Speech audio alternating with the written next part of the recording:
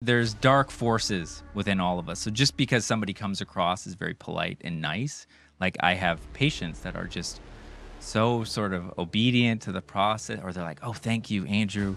You're so great." Is like beneath that, there's a lot of hostility and Hmm. anger. Why is it you think the way you think, or you see the world the way you do? And this is because you were conditioned as a kid by your parents or parent figures, and then you adapted to the conditions you were in. You took on roles, but the central problem from those Eastern philosophies is that we think we're separate from everything else going on, and we're in control because, again, we're in hot pursuit to get what we want, but we're all interdependent. Andrew Archer, a clinical social worker, entrepreneur, podcast host, and author, sits down to share his insights and explore the concept of the script, a framework for understanding how the decisions we've made in childhood shape the course of our lives. Intimacy, love, that's what makes us feel good. It's not our bank account going up, the sports car, the promotion. Those things are all ephemeral. You can't take them into the grave with you, but you'll remember who loved you and who you loved. Welcome to Motivation Monday. We're here with the wonderful Andrew Archer. Andrew, you are a clinical social worker specializing in Zen therapy. You're also an author and a podcast host for 2 different shows. So I'm excited to have you. Yeah. Andrew, we're Thank going to you for having me. Yeah, of course. We're going to talk about a lot of things, but I'd love to know where you started in your journey of becoming a therapist. Yeah, absolutely. Thanks again for the invitation. I went to school at UW-Madison for my undergrad. No clue what I wanted to do, so I followed, other people's footsteps, went into finance, but really struggled psychologically. I come out of a manic depressive family system. That's an older term for now we think about bipolar 1 and bipolar 2 disorder. So I'm basically in a crisis in my sophomore year, pivoted away from the School of Business at UW, and then started studying psychology, and actually got a minor in criminal justice. And that's where I had my first opportunity to work in the social work discipline. I was in the community working with people that were part of a jail diversion program. So they had committed a crime, but they were suffering from mental health issues, some of them pleading insanity, but just the sort of lowest of the low, you can get. I mean, these people suffered adversity, trauma, drug abuse, you name it. So we actually went into the homes, helped these people, stay integrated in the community so they didn't have to be in jail, in prison. But it was after I graduated, I was connected with a social worker for my own psychotherapy, started doing a lot of therapy, a lot of unfinished business, from childhood, especially. But this therapist, who's just an incredible woman, she went to grad school for social work for 2 years, and then she was doing psychotherapy. And I was like, great, I don't have to do a PhD program, a PsyD, like 2 years. I'm out. So I went back to UW, got the master's in social work, and then I graduate. It's 2009. The economy tanks. I get this great opportunity to move to New Hampshire.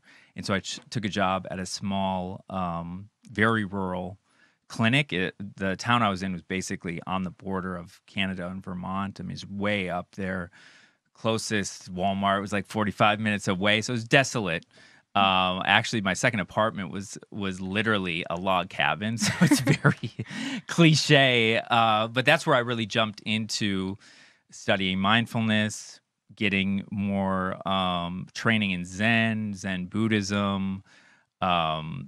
So I can talk more about that. But that was my first introduction into, outside of in grad school, I was practicing psychotherapy. But then I'm at this clinic in a very desolate rural area, but economically struggling. So I had, just a front and center view of the opioid crisis before we were talking about the opioid crisis, because this was like a mill town that got shut down, so nobody's got jobs. People's route to survival was like getting labeled as disabled. The doctors were, giving out Oxy and Vicodin like candy, but they also had a Suboxone program in the town. Suboxone eliminates, if you take Suboxone as a medication, it eliminates the high you get from opiates. So in a lot of ways, I was going back in time, coming from this very liberal, sort of high-tech college town of Madison, Wisconsin, to, the middle of nowhere, New Hampshire. I got a dog and started slowing down quite a bit. My BlackBerry wouldn't work there, so I got a flip phone, and I think that's the overview. So do you think that the isolation of being in New Hampshire by yourself kind of puts you in this position of sitting with yourself and thinking about what you're thinking about? Absolutely. I really started getting involved with a group of Buddhists that did meditation retreats. So oftentimes I would fly back to the Midwest, and some of these retreats are 5 days, 7 days long, where you're engaging in silence. So you don't talk to anybody. Oh no, I could not handle that. You're just sitting on the floor meditating most of the day. I mean, there's a schedule to it and stuff, but I came to really enjoy and thrive I guess isolation, but the solitary kind of very quiet life. Now I'm an entrepreneur. I have my own clinic, and I'm there most of the time by myself, and I love it. What does silence do for you? Why is that important to be not exactly isolated, but by yourself sometimes? Yeah, well, we were chatting a little bit before we started. It's important to hear these different voices in your head and to make sense of them. I mean, that's what I do more therapeutically with people in the therapy room. But there's noise up there. Of course, there's noise all over the place in American culture, especially the virtual stuff. Bombarded by information overload. And so what I would do is I'd take my rescue dog that I got, that I adopted, and we'd go hike a mountain. I mean, I could do this daily because it's literally in my backyard. And so you just I think you get a little more content with less stimulation as you practice that. That's just my experience. I don't know if that's true, but what's so interesting, I think, about consciousness is that it's really a process, but you can use consciousness to examine consciousness. It's kind of mental gymnastics when you think about it, but so you can train yourself to be in this I guess state of mind where you're directly experiencing what's happening. The concept of mindfulness is a little bit problematic. Most of us know about it now, but we're always mindful. It's just, what are you mindful of? Am I mindful of what's going on inside my head, or am I paying attention to how you're feeling or what's going on in your environment? And through meditation, you can just train yourself different ways of being in the world. The Buddhists call it emptiness, which doesn't actually mean you're literally empty, but you're just experiencing things directly without illusions, delusions, in the way a small baby child does. Is they don't have the same conditioning we have, ego, or we were talking about personality beforehand. So I think it's important to examine that in whatever way you can. I've went the therapy route, the meditation, and studying, Eastern philosophies like Buddhism, Zen, Taoism, those kinds of things. And what I really like about them is they're not dogmatic. It's not like you're going to get to heaven if you do these things or something. There's no promise to it. The Buddha sort of famously said, just sit and see what happens. He wasn't promising, success or that you were going to be a better person or anything like that. So when you say meditation, what does that exactly mean? Because I think meditation, close your eyes, sit with yourself for 5 minutes. But there's probably different kinds of meditation. What do you teach? Yeah, meditation, is under the umbrella of just contemplative practices. So contemplation, I mean, you can be sitting by a lake and contemplating things, or you can be praying to a loved one. You can pray to a deity. But meditation, that's what the word Zen literally translates to, is meditation. But it doesn't mean, oh, I'm Andrew. I have a special meditation practice that I do 30 minutes a day, and then I, hit the timer and I get up and drink an espresso and run out the door. It's like meditation is a way of being. And so what I train all my patients in is the same thing I was trained in. Zen is the Japanese form of Buddhism that was brought from India to China and then Japan, but it's called Zazen, and that translates to just sitting. So I have meditation cushions and mats at my office, and I invite the patient to sit in a cross-legged, it's called quarter lotus position, and basically see what happens. It's a little more direct in my teaching because the therapy I primarily use is called transactional analysis. And that's a really interesting method because the founder, Eric Berne, who is a psychiatrist and a physician, he basically illustrated how consciousness is constantly moving outward. Like I could judge, like, I don't like the color of your shirt or something, You don't? I love it. You can be inward. I'm thinking of a grocery list or what I'm going to do later this week. And it can also be an appropriate understanding of your environment, like recognizing the temperature here, how you're feeling, perhaps, certainly sounds and all the senses just being really kind of attuned. And what he called that was the adult state. It's objective and rational. So in general, when I'm starting to work with patients, I'm trying to kind of get them out of their head and more focused on the body. So to answer your question in terms of meditation, we think of it as something we got to do, we got to get good at. That's the American American way. Meditation, you can think of it like, I got a thing of water here.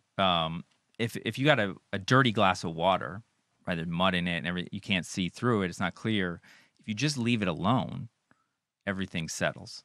So with meditation practice, you're literally sitting still. I mean, if you have to scratch your ear or something, you do that.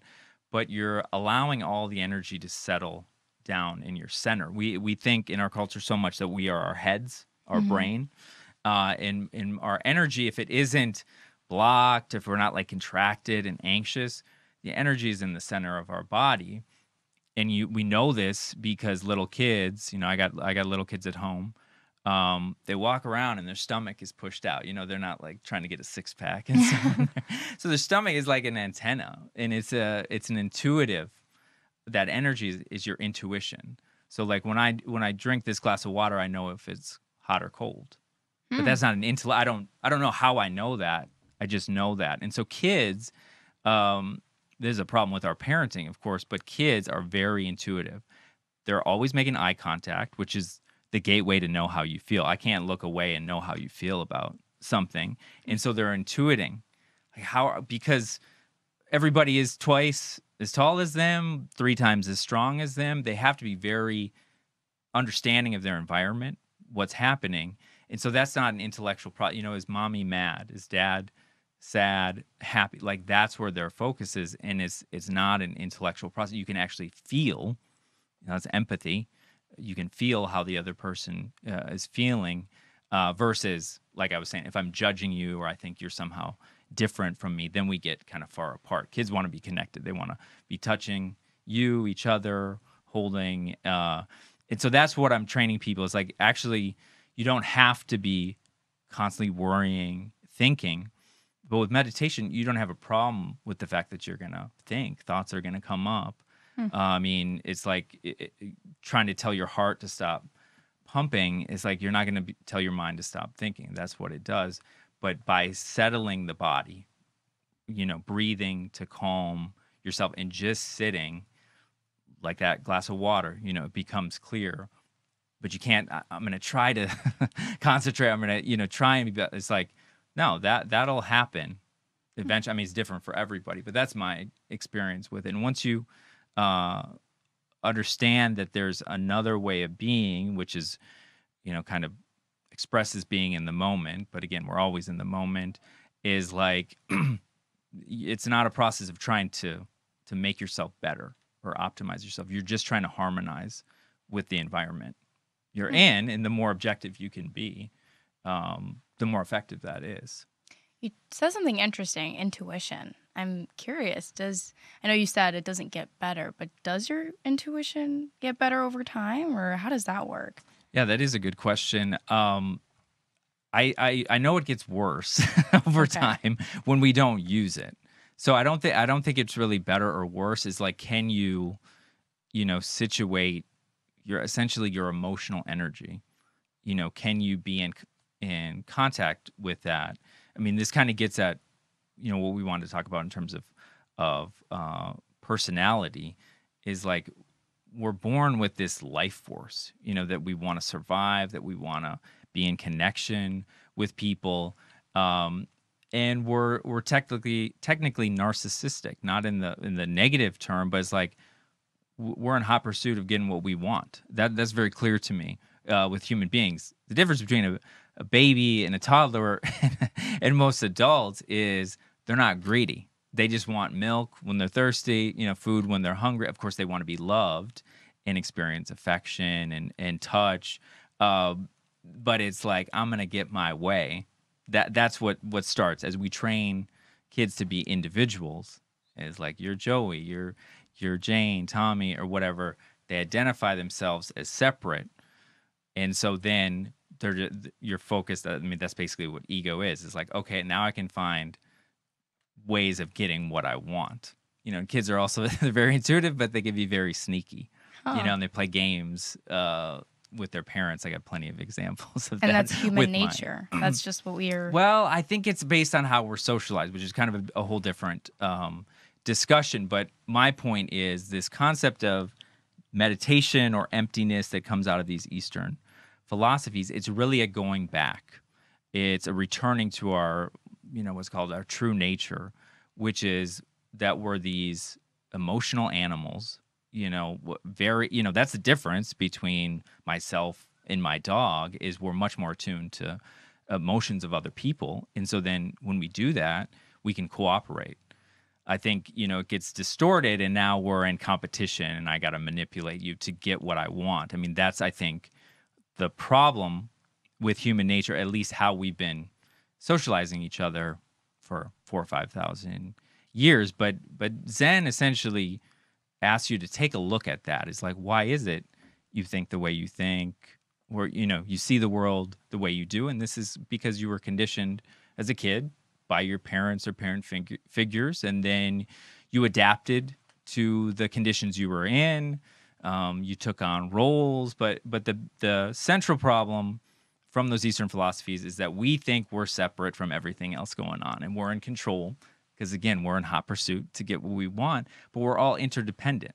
We're all on this big, blue and green sphere in the sky, in the universe, spinning, but it's all interconnected. And this concept of ego, not to go too far into this, creates the illusion that we're separate from everything else around me, which the bird or the cat doesn't experience the world in that way.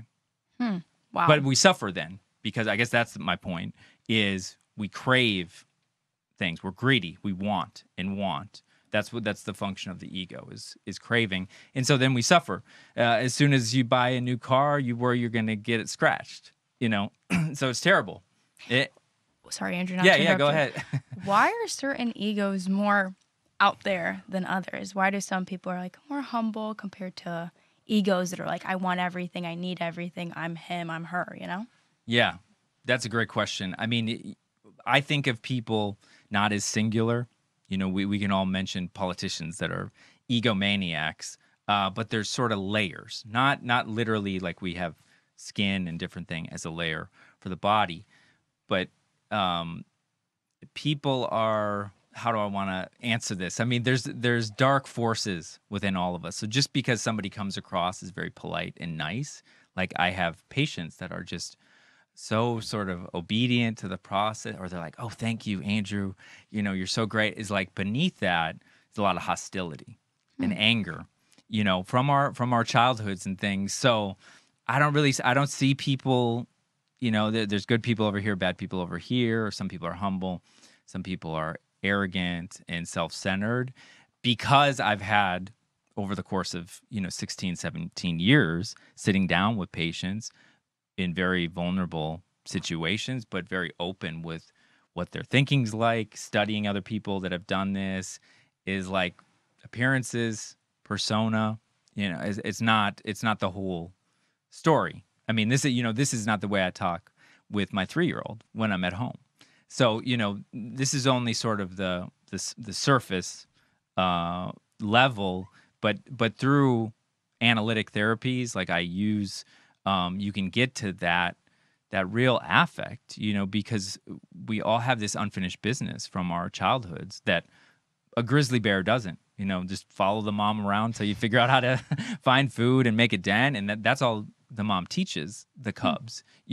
But we get all of this conditioning, and we feel bad about ourselves. We feel this sense of lack, because we're in this impossible position. Again, like I was saying, is being this little person, seeing your parents as sort of gods, and learning about the world through them. So then, with that ego, like you're talking about, that's really lack.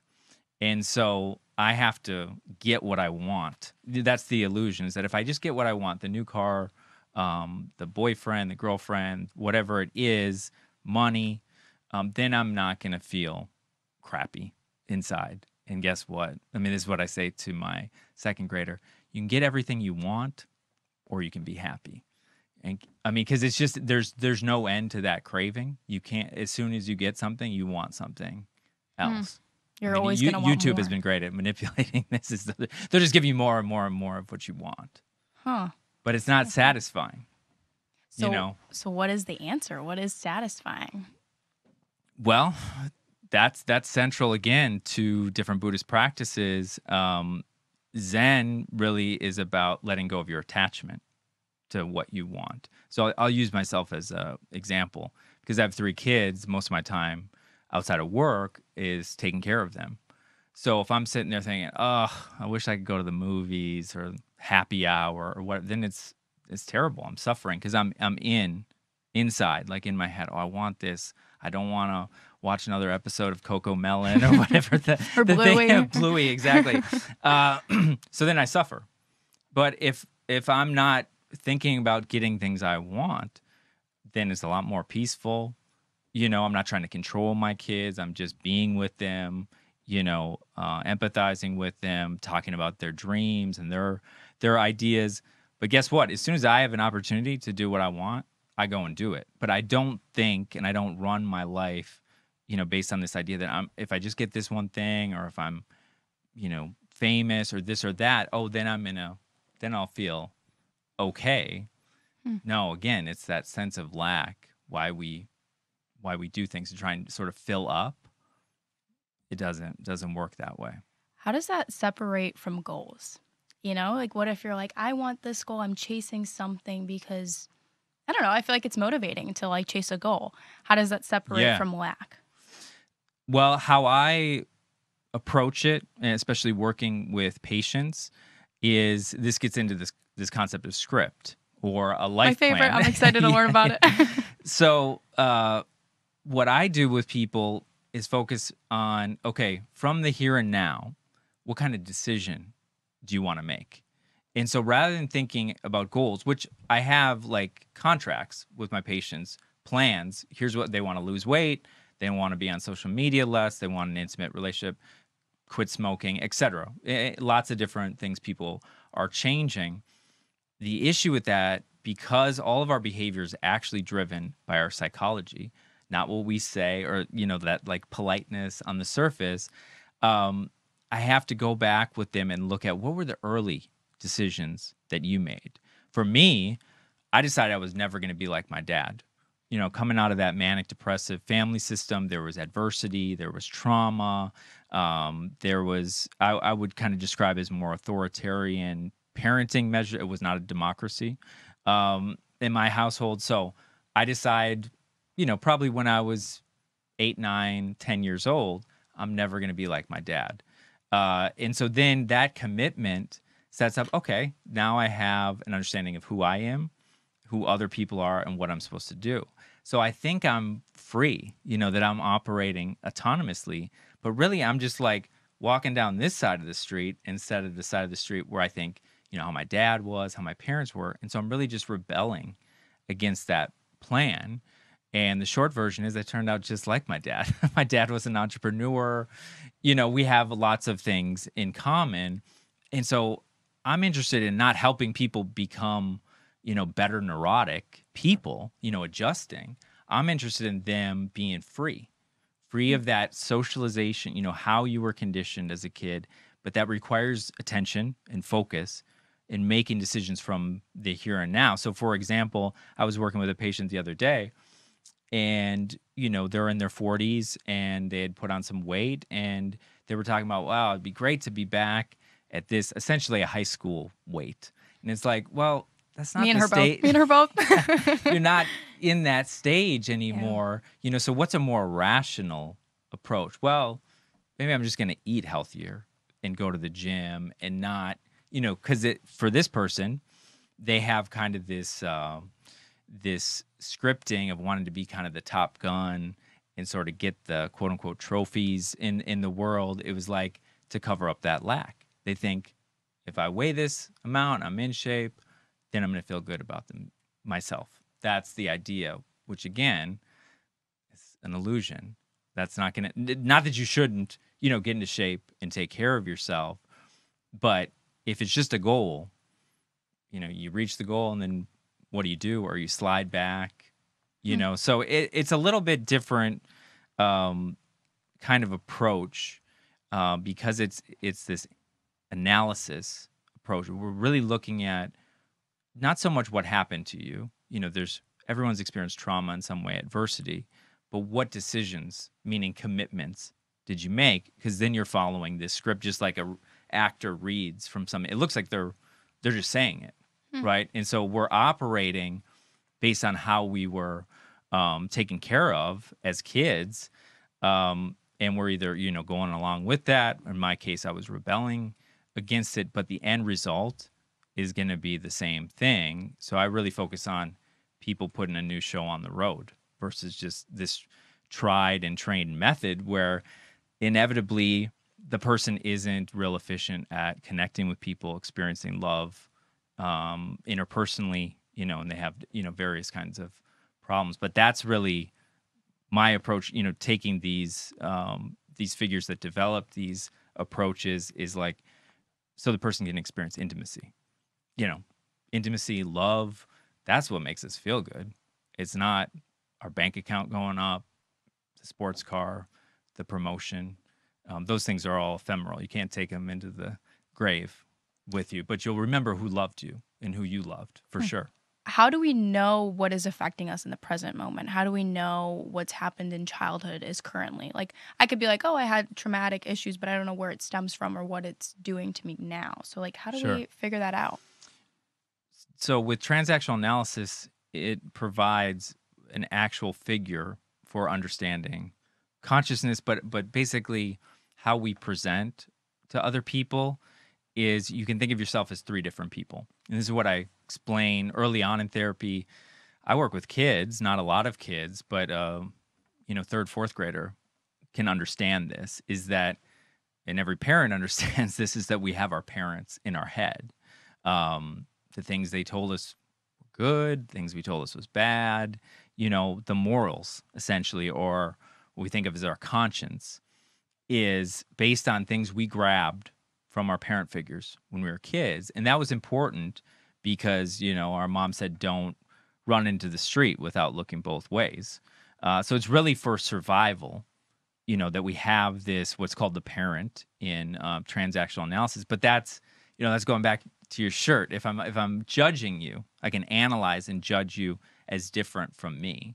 This state of mind is like you see somebody like crossing their arms and kind of like squinting their eyes. It's like it's a defensive reaction. But this is a state to raise kids. So when I'm at home, I mean, I know that they can't burn the house down, and I can tell them whether to, jump on the couch or attack the cat or whatever is happening, because you have that conscience, but it's specific to your family upbringing, your culture, where you were raised. If I was raised in China or South America, that conscience would be different. Okay, and it's essentially defensive. That state. It doesn't have to be, but what it does is it represses or pushes down those real difficult conflicts we had as little kids, so that we can operate in the world. Like you're saying, how do we operate in this world? How do we know if we're experiencing reality?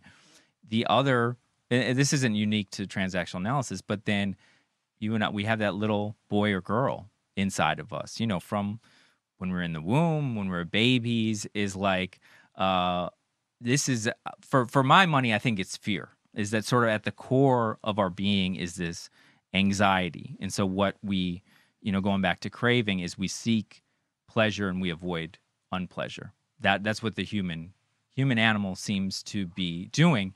So this, what's called the child, or this inner child, it's childlike. So it's how you thought about things, how you felt about things when you were little. And if anybody wants to see what's called the child state, is go to happy hour somewhere, right? And people are drinking. And so that more defensive, judgmental part of us basically goes offline. And what you see is people being childlike and having fun and telling the same stories and that kind of thing.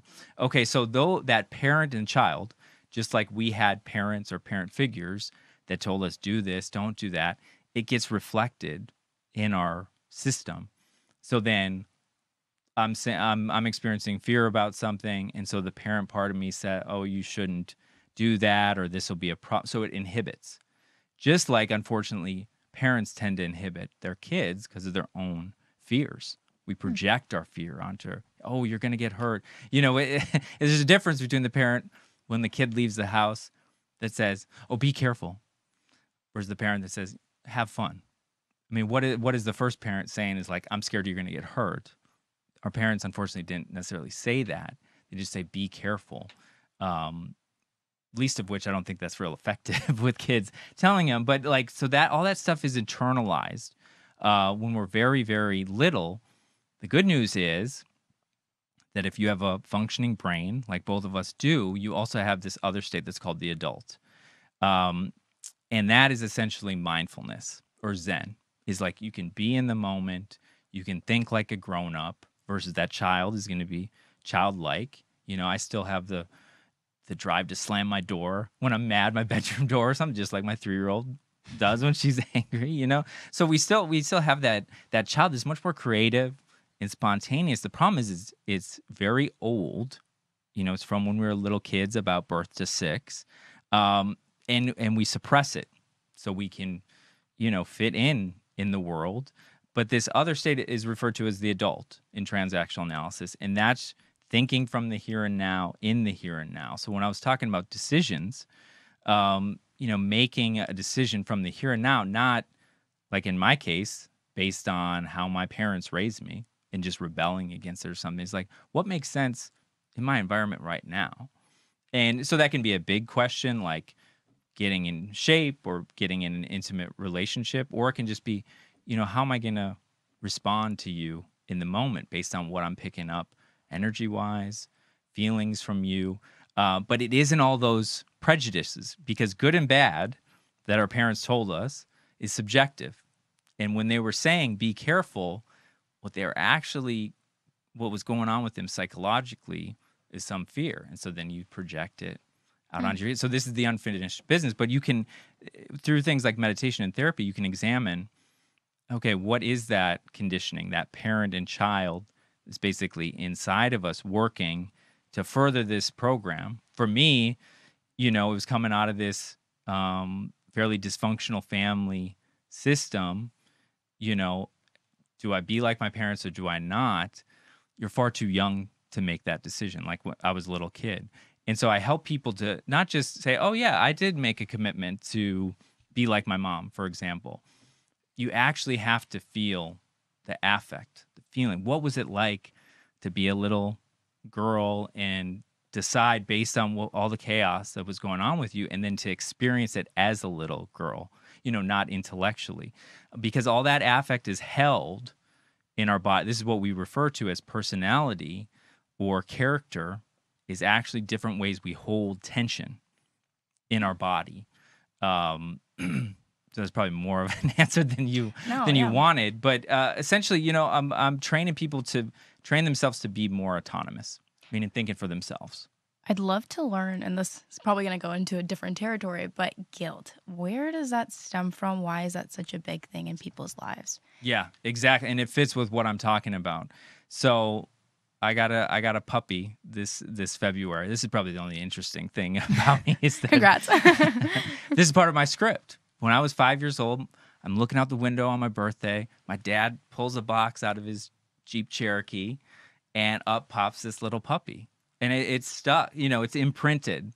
It's this like indelible mark on my mind. Okay, so I was like, I'm going to recreate that for my kids. My parents did things, and it was problematic. This was not an issue for me. It was great. It was a loving thing just for me on my birthday, etc. Okay, so I decide that I'm going to research, I'm figure out how to get a puppy. I'm not going to tell anybody in my family. This is where my wife gets very angry at this part of the story, is she didn't know about it.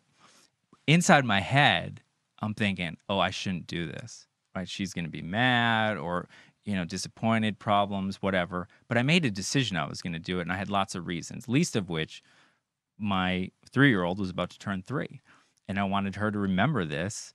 It ended up I got it right after her birthday. It was on Valentine's Day that I brought this dog home. But so, surprise, surprise, when I talked to family members about this, they were like, don't do it. No? This is the parent part of them, is like they're scared for what's going to happen to me. Of course, I wasn't looking for advice. I tend to undermine authority anyways, so I'm going to do what I'm going to do. And I decided I was going to get this dog. I mean, I was going to make it a therapy dog, and, there's all these different reasons to do it. Okay, so the guilt is because you have that parent part of you, and so then you do something. This gets into negative self-talk, and you say, "Oh, I shouldn't have done that," because you had some feeling about it.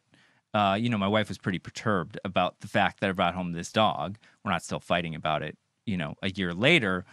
I bet she loves the dog. Loves the dog. You can't not love Dharma. She's a sweetheart. But so, thinking about, use an example, like a dog, a mammal, she doesn't feel guilt. You have to have morals, meaning a conscience. But that's established by the time you're probably, well, for sure by 6, the main aspects of it. So guilt for you versus me versus anyone else is going to be differently. But if you recognize, no, that's actually my parents' voice that are, well, I'll give you a concrete example. I grew up full swing war on drugs in the 1980s. So cannabis is like, it's going to make you psychotic, crazy. It's this like terrible drug. THC is just, a chemical from a plant, and it's been used for thousands and thousands of years. It's no more dangerous, it's less dangerous than alcohol, certainly. But so in my head, because it's so long ago, still there's judgment about that versus something like alcohol that's much more dangerous. But if I can recognize, okay, that's the parent part of me, because again, even though something like THC is legalized now, I still have that judgment in my head, or when patients are telling me about it. But I recognize that's not real. That's from my parents. Okay, so I can disobey the parent. And my point with this is that parent can be very critical of you. You're not good looking enough. You're not in the right shape. You're not making enough money, whatever it is. But you have to disobey that parent in a rational way. So just because this voice is saying you're not good enough, this sense of lack is no. You can literally argue with that voice, because it's not like the little child inside of you. This is just a structure that we created to, navigate the culture we're in.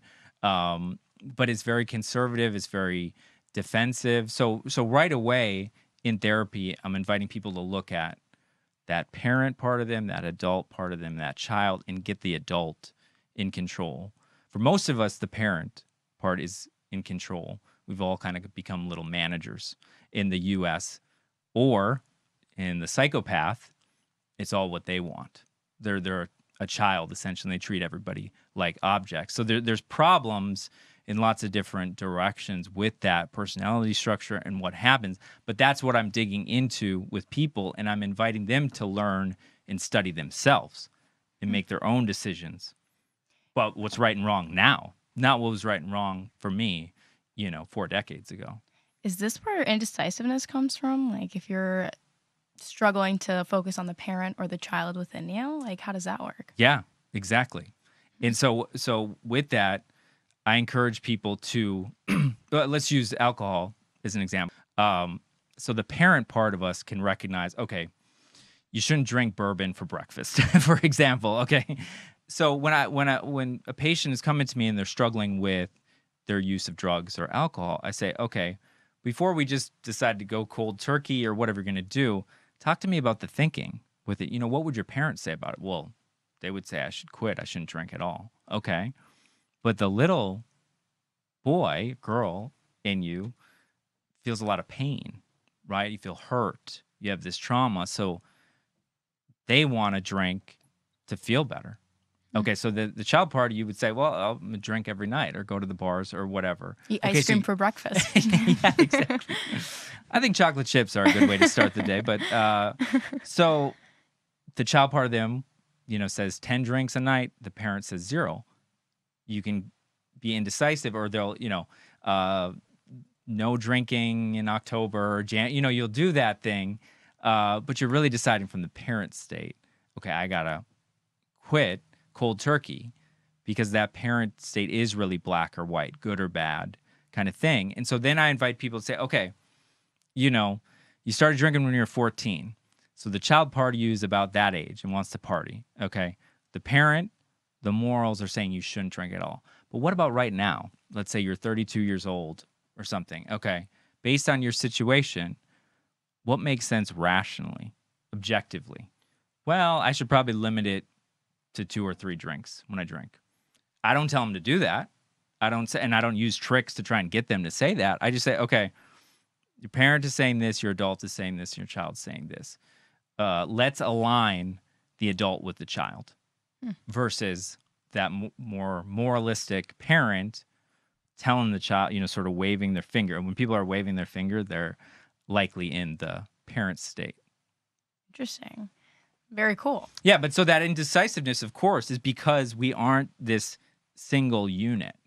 You can really think of yourself as at least 3 different people. The concept of multiple personality disorder is absolutely wrong, because we're all multiple. That's just the extreme. Now it's called dissociative identity disorder. But people will be in one state, and that state doesn't even recognize the parent, for example.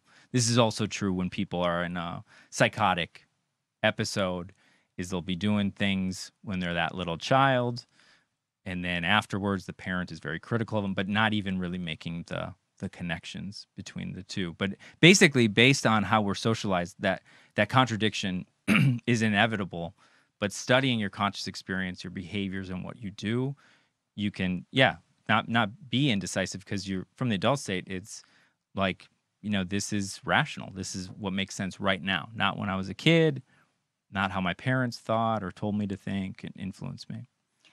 You could always change your scripting, can you? Yeah. You're always like, can you go from point A to Z? Like, is that possible, or what are your thoughts on that? I wouldn't be doing what I'm doing if I didn't think it was possible. I guess I'll go back to myself on this one, because now I'm not making decisions based on how my parents, or specifically my dad, thinks. And so it really is a matter of examining that, feeling that adversity, trauma we experience, like actually feeling it affectively, and then making new decisions. But, it is going to take assistance from somebody, therapy, to really examine this. I think there's still this notion especially in our area, southern Minnesota, that, okay, you got to be in a crisis, you got to be crazy, and then you go to see the therapist. I feel like there is a negative connotation Yeah. on therapy And for some reason. certainly if you're in those situations, it's important to get help. But, if you want to just live with a little less suffering, examine that stuff. I like that. All right. I'm going to wrap it up, but I have one last question for you. We were talking about how people want answers. That's like one thing that people want. What is your advice to somebody that wants a change, does not want to be in the same position they were in yesterday? What would you say to them? Yeah. Well, it's funny because, I've been doing psychotherapy for so long, and it's rare that any of my patients just come right out and say, just tell me what to do, or will you give me advice on this? So I don't give much advice. When I am pretty confident that something a person could do would really benefit them, then I'll just say it to them in a straightforward way. Like, you're so contracted in your body, it would be helpful to get a massage once in a while. Like, if it's appropriate, I'll say that, but It's right on the dot. But I have to make sure I'm talking to the patient's adult, because if I'm talking to the parent, which is often distrusting of me, is going to discount and say, oh, he tells all his patients that, or, that didn't work for me in the past, kind of defensive. But in terms of examining how you think, how you behave, etc., I do think therapy is one of the routes, but it requires focus and attention. And so I carry around a book all the time. And I think it's important to read something physical. Online, there's so many advertisements, and it's distracting, and it's a lot of stimulation. With meditation or a book, you're constantly, quote unquote, failing. I was out to lunch thinking about this movie or this coffee date I went on, whatever it is. So you have to bring yourself back. So with a book, you're not comprehending when you're daydreaming, for example. So you have to train yourself to keep staying in the moment, which is just the words. They're just symbols on a page. Going back to my own experience, I sort of idolize people that read. I was like, how did they do it? I can't, my mind wanders too much. Of course, my mind still wanders now, but it's just a discipline. Just like when you're meditating, you don't need to think about anything because you're just sitting there. But inevitably, that's what our system does, is produce thought. So I think reading is essential. I mean, in our culture, literacy is, I think, going down. People certainly aren't reading books, physical books, as much, to be able to think critically. I watch Netflix, YouTube, whatever, it's nice, but we're very passive. We don't have to do anything. It'll just keep playing for us, and it's kind of mindless. It can be fun. With a book, you have to sort of work to learn. So specifically reading nonfiction, whenever I finish a nonfiction book, I see the world differently, because I'm thinking about how the author sees it, how they put it together, the content of the book. Nothing wrong with fiction too, but we have to keep learning. Otherwise, guess what? We're just going to follow that same script and keep having these patterns. I mean, that's the other thing we didn't talk about that I do in therapy is game analysis. Is there's these patterns of behavior where in the end we feel really bad about ourselves. You're mentioning guilt. A lot of times it's guilt for people. Those games move us along this script. And so I've been very conscientious about staying out of games with my family system, because it just promotes this same script, and I feel free. I don't feel like that little kid that I was, and that's essentially a role when you're a kid. But lifelong learning, specifically reading, that's what I would tell people as just a tip kind of thing. I mean, the stuff that I do with my patients, transactional analysis, it's very accessible material. So I have my patients read a book about it. That's basically step one. Is you got to learn this stuff. You got to come back and tell me what you're learning, because otherwise we're just talking about kind of the crises of the week and isn't this awful or whatever. It's like I'm really after people learning about their motivations. That's like this podcast, Motivation Monday. It's like, but I'm interested in a different kind of motive, which is why are you operating the way? Why do you? Let's get into that. What's talk the in reason? this way? And it's really fun because again, it's how we appear on the surface is not what's really going on. But there's ways to analyze that. And I mean, I read somewhere recently 40 to 60% of the time we're involved in games. I don't know how the author came to that conclusion, but games are instead of intimacy. And if you want to feel, not this sense of lack, then we do that with other people. We don't do it on our own. So going maybe back to the book, start a book club with somebody, or say I'm going to get this book and see if your friend will read it. What's interesting about this book on character analysis, I just looked it up last night on Amazon. Like, when did I get this book? So I look it up. It's in the fall of 2021. I picked this thing up. You can see it's 500 some pages. I got like 30 pages. I'm like, I don't know what the hell he's talking about. And so I was reading some other stuff, and I was working on a book at the time. And so I put it down, and I've read books that are similar, in terms of content with this. And so just a couple weeks ago, which is 3 years later, I picked this up, and I can't put it down, and I understand it. So this goes back to consciousness and personality. Is you're always structuring it. Most of it's mindless that we're doing, but you can restructure it and you can orient it towards what Freud called the reality principle, or that adult state is being in the moment.